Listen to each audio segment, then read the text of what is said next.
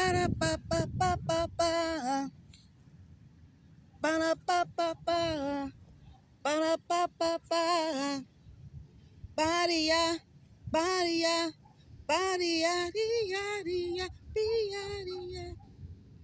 Ba-da-ba-ba-ba. Hello, everyone. Peace and love. This is Madeline Rodney Hicks, and I am here to do the first live documentary called Crack and the Fire. Now, this video has to deal with a true story concerning the lives of little Miss Chloe, Tiffany, and Kerrie that was murdered out, or AKA murked out, in 1984. So we are here doing this live documentary in the hopes that this 40-year-old unsolved cold case murder mystery will be brought to life, in the hopes that a pro bono attorney, pro bono cold case detective, pro bono team will come together and help solve this crime. It is a violent crime against children, and also it is a domestic violence crime that in 1984 the laws that was not set forth to apprehend such a heinous crime. But I will tell you that this has to do with the 1984 crack epidemic under the Reagan administration, under the Say No to Drugs campaign, where many lives were lost senselessly, innocently, and for reasons that having to do with the crack cocaine epidemic. We were caught up in it, and we were innocent, unbeknownst to us. Kerrie Dorsey, which we will now call Kay Dorsey, married me in 1982, and 1884 he did a vicious act against these three babies. And I am here with the hopes to hit it all with the best shot. We're at a 40-year reign.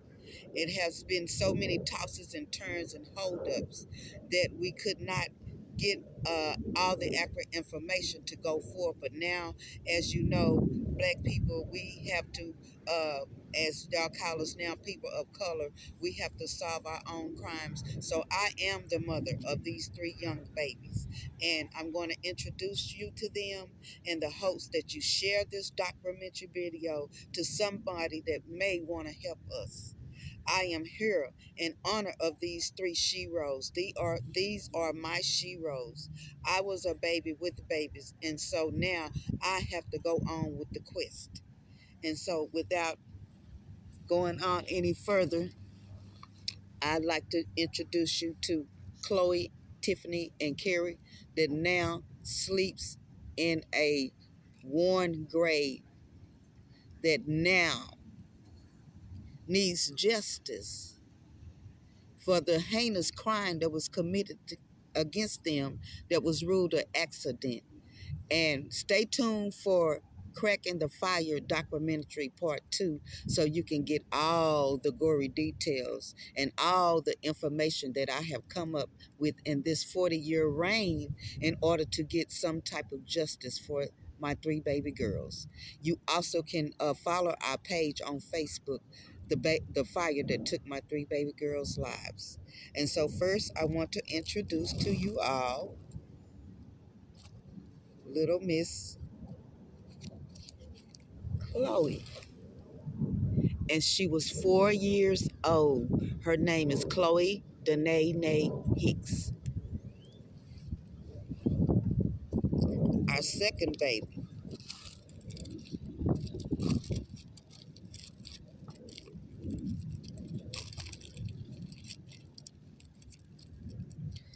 little Miss Tiffany Danielle Hicks. And they had the same father. And then we have the littlest angel of the bunch,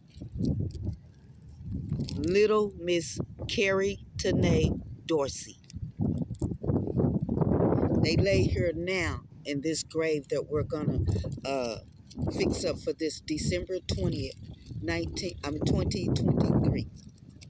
It's been 40 years, and I am here to hit it with my best shot in order to get justice, in order to tell y'all about what happened to these three precious babies that they did not deserve, all behind crack and was burned alive.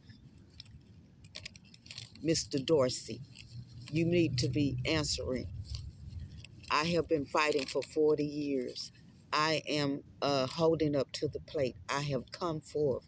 I am innocent in this. I want y'all to know that we were victims, a victim of crime, a victim of murder, a victim of domestic violence, but it had not had a name back in 1984. In 1984, you did not call when you was being abused and beaten by your husband. In 1984, it was allowed for wife beating. So I was felt off into all of that. And end result was, unbeknownst to me, Kerrie Dorsey was on drugs, selling drugs, dealing drugs, having marital affairs, 2, 3 outside babies, and shipped me off to a town called Waxahachie, Texas. There is where Chloe, Tiffany, and Kerrie would lose their precious lives. And I want y'all to understand why I fight for my 3 baby girls. They were burned alive.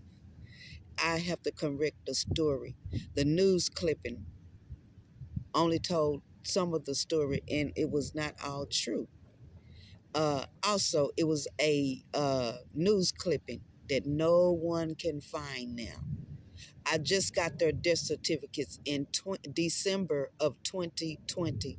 So now we're at another 3-year reign of just now getting the death certificates so that we can go forth to get this case at least looked at. I don't have no DA information or anything. The 2 cold case detectives that was on this case is now deceased. The first one, Detective McGraw, and he let me know that this was a botched case, and Waxahachie, Texas dropped the ball when they allowed me and Mr. Dorsey to leave that town and come to Dallas. Vital information was lost, vital time, and also when they did question us, we were together. Like he said, we were supposed to be separated. At the moment they got there at that fire, we were supposed to be separated, and we should have been detained. If not arrested, we should have been detained. 3 baby girls lost their lives, age 4, 2, and 9 months. And so I'm here today, yet fighting for justice. You ask why have it taken a long time? Because number one, we didn't have legal death certificates. It took me over 30 years, 38 to be exact, to get those death certificates. And then they're not official. They were made up because I kept coming to that town making ruckus. And then the second cold case detective, Detective Underwood, he just passed in 2021 after I got the death certificates. And so with all the help that I need, all the help that I must ask for, I am here today pleading on this documentary that you would share with someone to let them know about this case, to let them know that we are fighting for 3 baby girls that are laying here unjustly, that have been senselessly taken out of here. And I also tell you, not only do I fight for my 3 baby girls, but I fight for all those children and people that have lost their lives to senseless crimes, and their murder has been ruled an accident. And the only reason why this murders were ruled accidents, or these unalivings were ruled accidents, is because it was never an investigation. Also, the fire. What is not been told about the fire? They did not have enough water to put out the fire. So it's a lot of things that has been covered up, but now we're going to get ready to reveal them. in this last times. And so, yes, I'm here today fighting, hoping that someone will hear, someone will have some type of compassion for these three baby girls laying here in this grave. And Mr. Dorsey, K. Dorsey, has not answered. He walked away that day, free man. Now he lives here and yet live in Dallas, Texas, living a full life, living a full drug-filled life as I yet fight for my three baby girls. So please reach out to me.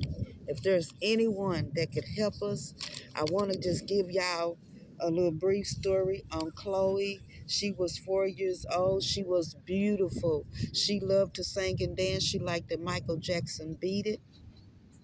She also liked to wear his outfit with the belt, and she liked the movie Bewitched. She could actually sing and play. She had the most beautiful doll hazel eyes that you would want to lay on, with the precious voice. She was very smart and intelligent. At 3 years old, she could recite the whole 23rd song. And then Tiffany, we called her Smiley because she could not walk. I want y'all to realize I had two babies on my hips, but she was beautiful. She could not talk also, but we was training her. My granddaddy, Sam Walter Hicks, was exercising her legs, training her to get her ready to walk. And so before they passed on, she did try to walk, and she was holding on to the walls, and she called me mama. And I will always cherish that dearly.